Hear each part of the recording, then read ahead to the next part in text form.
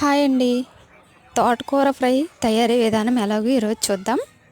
ముందుగా ప్యాన్ పెట్టుకొని ఆయిల్ వేసుకొని పచ్చెనపప్పు, వేపిన శనగపప్పు, అలాగే ఆవాలు, వెల్లుల్లిపాయ, జీలకర్ర, ఎండుమిర్చి, కరివేపాకు కూడా యాడ్ చేసుకొని దోరగా అయ్యేంత వరకు కలుపుకుంటూ వేయించుకోవాలండి. ఇప్పుడు ఇవి మగ్గిపోయిన తర్వాత కొంచెం సాల్ట్ అండ్ పసుపు యాడ్ చేసుకోవాలి.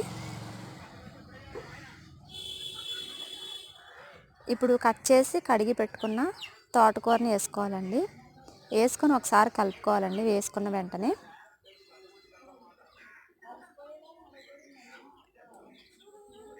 చూసారు కదండి, మూత పెట్టుకుని లో ఫ్లేమ్లో మగ్గిపోయేంత వరకు ఉండాలండి. మధ్య మధ్యలో తిప్పుకుంటూ ఉండాలన్నమాట.